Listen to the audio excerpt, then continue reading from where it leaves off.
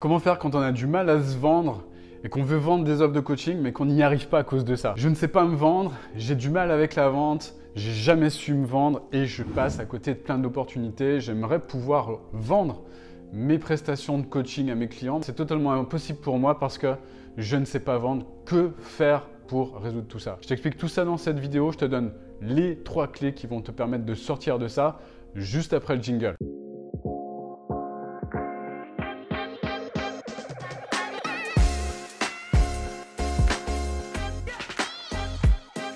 Alors, je ne sais pas me vendre, c'est quelque chose que je vois beaucoup et c'est une question qui m'a été posée par Véronique que je remercie. D'ailleurs, si vous avez des questions, n'hésitez pas à les mettre dans les commentaires, j'y répondrai, je les traiterai dans des vidéos par la suite. Une question qui m'a été posée par Véronique, si je me souviens bien, une personne qui, je déteste me vendre, une personne qui fait du coaching, qui a du mal avec ça, qui a jamais su se vendre, qui a jamais su se mettre en avant. Le problème de Véronique, si je me souviens bien, c'est qu'elle a du mal, je ne vais pas lire sa question, mais elle a du mal à trouver de vrais clients et elle est forcée de faire du gratuit.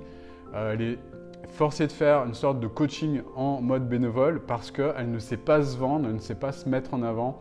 Et ça la perturbe fortement parce qu'elle aimerait, eh bien, comme ses confrères coachs qui réussissent bien, elle aimerait avoir des clients et puis vivre, surtout vivre de son activité décemment. Et c'est tout à fait légitime. Voilà, donc si toi-même tu as des questions comme Véronique, n'hésite pas à les mettre dans les commentaires, j'y répondrai avec un grand plaisir. En tout cas, je sélectionnerai les questions qui peuvent potentiellement apporter une grande valeur à toutes les personnes qui regardent ces vidéos. Alors, je ne sais pas me vendre. Moi, c'est pareil, j'avais, comme Véronique, hein, comme toi si tu regardes cette vidéo, j'avais des blocages qui m'empêchaient justement, qui m'empêchaient de vendre. Je ne savais pas me vendre, je ne savais pas me mettre en avant et j'étais persuadé que justement on devait se mettre en avant quand on voulait vendre quelque chose. On devait se mettre en avant tout le temps, écraser les autres ou ce genre de choses quand on devait vendre un produit ou quand on devait se vendre soi-même. Donc c'est ça qui m'empêchait d'avancer parce que j'étais convaincu qu'en fait on devait écraser les autres pour se mettre en avant, pour vendre son produit, pour savoir se vendre en fait. Quand j'ai compris que ça n'avait rien à voir avec ça, rien à voir avec écraser les autres, première chose que j'ai pu noter par rapport à ça, c'est déjà de changer les choses, changer ses croyances par rapport à ça. Le point le plus important que j'aimerais souligner, le point numéro 1, que tu peux noter, enfin tu peux noter le précédent, tu peux peut-être être concerné, mais le point numéro 1 que je voulais développer, et ça je pense que c'est ce qui handicape 99,99% des gens qui ne savent pas se vendre, eh bien c'est simplement le fait de savoir recevoir. Moi j'étais pareil, en fait. Le problème, c'est que je ne savais pas à l'époque recevoir. Je te donne juste un exemple. Quand on me disait un compliment, en fait, je ne savais tellement pas recevoir que quand on me disait un compliment, je changeais de couleur. Je changeais de couleur et je renvoyais un compliment à la personne. C'est-à-dire, une personne me donnait un compliment, me disait bah tiens Olive, j'aime bien ta façon de réfléchir. Bing, je renvoyais un compliment.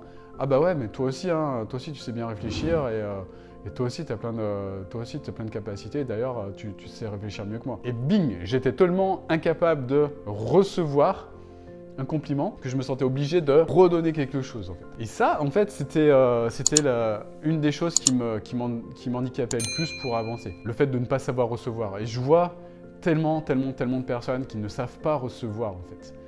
Ne serait-ce qu'un compliment. Et ça commence par ça, en fait. Ça commence par recevoir un compliment, ça commence également par aussi commencer à apprendre à recevoir de l'argent, en fait, pour ses services.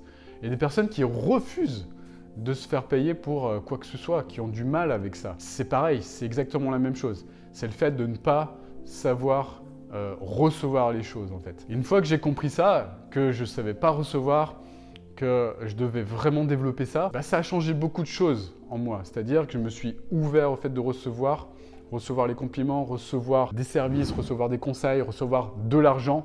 Évidemment, quand tu t'ouvres à ce genre de choses, eh bien les choses elles arrivent. Pourquoi? Parce que à partir du moment où tu te coupes de l'abondance, à partir du moment où tu te coupes du fait de recevoir, tu ne peux pas recevoir.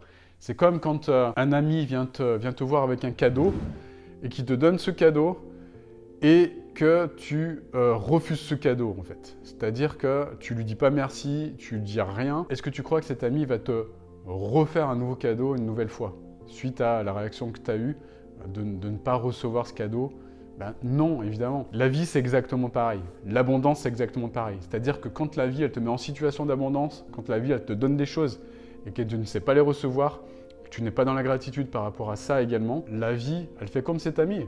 Elle te dit, ben, t'as pas su recevoir ça à ce moment-là, ben, il n'y a aucune chance que je t'en redonne plus. Je peux pas te donner plus si tu ne sais pas déjà recevoir ce que j'essaye de te donner là maintenant. Ça peut paraître un petit peu ésotérique, ça peut paraître un petit peu décalé, mais la vie, elle fonctionne comme ça. Hein. La vie fonctionne comme ça. Et à chaque fois qu'on refuse un cadeau, à chaque fois qu'on refuse de voir tous les cadeaux que nous sert la vie, je sais pas, ça peut se manifester comme le fait d'avoir un toit sur la tête. Tu vois, il y a plein de personnes qui se plaignent, qui pleurnichent sans être dans la gratitude par rapport au fait de manger tous les jours à sa faim, de vivre dans un pays en totale liberté, d'être dans un pays libre, d'avoir un toit sur la tête, d'avoir des enfants, de magnifiques enfants en santé, d'avoir un partenaire ou une partenaire qui l'aime, de ne pas reconnaître tout ça et de ne pas dire merci pour tout ça et de ne pas être dans la gratitude pour tout ce qu'on a déjà. Ça aussi, c'est lié au fait de recevoir et c'est juste pas possible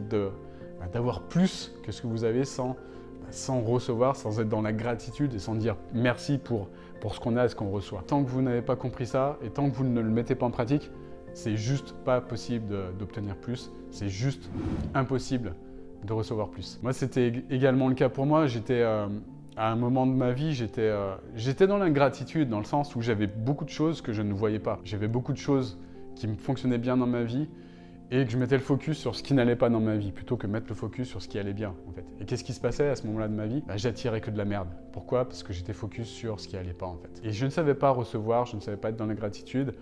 Et évidemment, j'avais que de la grosse merde qui m'arrivait, en fait. Voilà. Et si tu te reconnais dans le fait d'avoir que des merdes, sache qu'il y a de fortes chances pour que tu ne saches pas recevoir et de fortes chances pour que tu ne saches pas reconnaître, mais il y a des choses qui fonctionnent et il y a très très fortes chances que tu ne sois pas dans la gratitude. Et c'est juste impossible pour toi d'obtenir plus, tout simplement. La deuxième chose que je voulais développer, ça c'était la première chose, donc apprendre à recevoir et puis être dans la gratitude par rapport à ce qu'on a déjà. Deuxième chose, c'est... purée, mais ça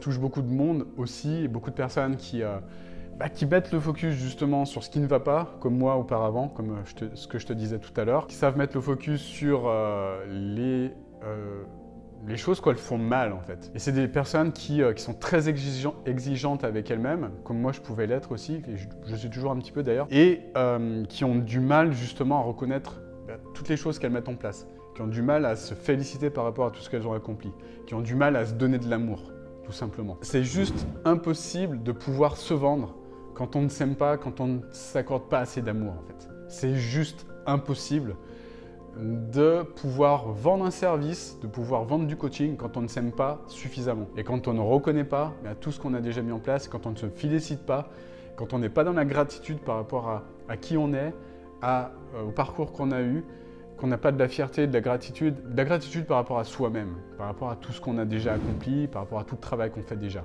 Savoir se féliciter, savoir s'aimer et savoir être dans la gratitude par rapport à soi-même. Par rapport aux autres aussi, c'est encore plus puissant, mais déjà savoir s'aimer, ça c'est une clé importante et je vois trop de personnes qui ne s'aiment pas en fait, qui oublient, qui s'oublient, qui oublient de s'aimer et c'est juste impossible de vendre des services, de vendre quelque chose à d'autres personnes si déjà en priorité on ne s'aime pas soi-même. Et ça touche beaucoup de personnes, y compris des personnes qui arrivent dans mon accompagnement au départ, qui ne s'aiment pas suffisamment, qui se mettent une putain de pression au départ, mais on leur apprend justement à s'aimer, on leur apprend à être dans la gratitude, et on leur apprend à apprécier le chemin en fait, en s'aimant justement. Et c'est ça qui va faire la putain de grosse différence dans ta vie, savoir t'aimer. Et ça, tu peux le graver quelque part, tu peux l'écrire et l'encadrer. À partir de maintenant, je m'aime, je décide de m'aimer, je décide de me mettre en priorité. Parce que tu ne peux pas aider des personnes si tu ne t'aimes pas et tu ne peux pas aider des personnes correctement si tu n'es pas bien avec toi-même. C'est juste pas possible. Ensuite, dernier point numéro 3, eh bien, c'est quelque chose qui touche beaucoup de personnes également, qui me touchait également à l'époque, c'est d'apprendre à se donner de la valeur en fait. Je vois beaucoup de personnes, et c'était aussi mon cas comme je disais tout à l'heure, qui n'arrivent pas à donner de la valeur à ce qu'elles apportent en fait. Donner de la valeur à leur personne, donner de la valeur à ce qu'elles créent, donner de la valeur à leur offre en fait. Et ça aussi, c'est quelque chose de très important que j'apprends à mes clients, c'est de savoir déjà d'une, créer une offre qui va correspondre à un seul type de personne qui a un problème, comprendre quels sont les meilleurs au monde pour pouvoir aider ce type de personnes, mais quand je dis les meilleurs au monde, c'est même plus que ça, c'est qu'elles sont faites pour ça, c'est leur mission en fait. Leur mission d'aider ces personnes et que tout ce qu'elles vont mettre dans leur offre, ça va être des choses qui vont aider ces personnes à se transformer. Pas des choses inutiles, pas de l'information. Ça va être une vraie transformation avec de la putain de valeur, avec une vraie valeur transformationnelle pour ces personnes. C'est pas juste une pauvre formation en ligne informationnelle, c'est une offre transformationnelle, une offre haut de gamme, une offre avec de la valeur. Donc on leur apprend à mettre en place ça, à s'accorder de la valeur et à s'auto-persuader qu'elles ont réellement de la valeur. Parce que tant qu'elles ne seront pas persuadées elles-mêmes qu'elles ont réellement de la valeur et de la valeur transformationnelle à apporter à leurs clients, ça ne marchera pas. Ça ne marchera jamais en fait. Et c'est ça qu'on les aide à faire. C'est avec toute l'épigénétique de l'environnement que j'ai créé. L'environnement devient coach prospère, composé de coachs puissants qui aident les clients justement à croire plus en eux-mêmes que ce qu'ils ne croyaient, qu'ils n'ont jamais pu croire d'ailleurs. Donc d'augmenter cette certitude, de la faire passer à 100% voire plus. L'épigénétique créée par l'environnement composé de clients, d'autres personnes qui vont dans la même direction, dans le même sens que la personne. Cette putain de grosse énergie positive qui réside dans tous les groupes que je crée, que ce soit dans les binômes, dans les mini-groupes, dans les grands groupes, c'est ça en fait qui crée cette grosse certitude pour générer de la vraie valeur en fait.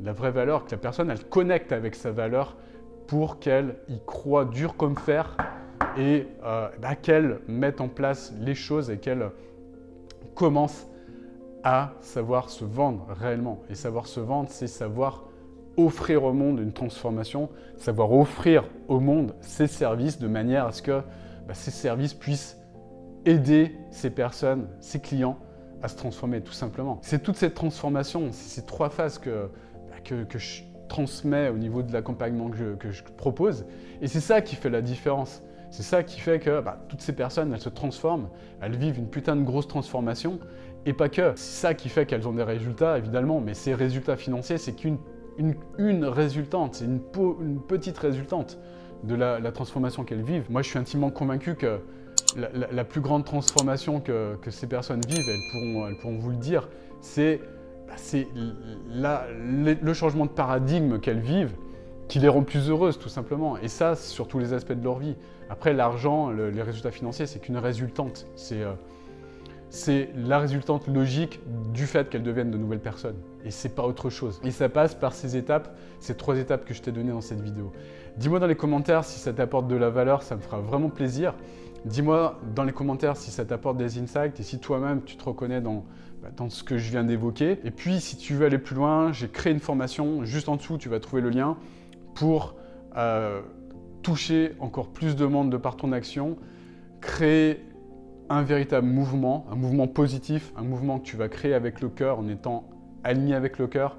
Si le fait quand je te parle de cœur, ça ne te parle pas, ne regarde pas cette formation, elle n'est pas faite pour toi. Si c'est quelque chose qui te parle, si tu veux toucher plus de monde, si tu veux aider plus de monde, regarde-la, elle va t'apporter énormément de valeur pour comprendre comment on fait en 2020 avec les nouvelles technologies des années 2020 et plus. Voilà. J'espère que cette vidéo t'a plu. Si c'est le cas, mets-moi un gros like, ça me fera un grand plaisir. Ça me motivera, ça me donnera encore plus d'énergie pour faire de nouvelles vidéos, pour vous aider, pour t'aider à te dépasser, à aller plus loin, plus haut, plus fort et à te connecter, à t'aligner encore plus avec le cœur. Magnifique journée à toi. Je te dis à bientôt pour une nouvelle vidéo. Ciao, ciao!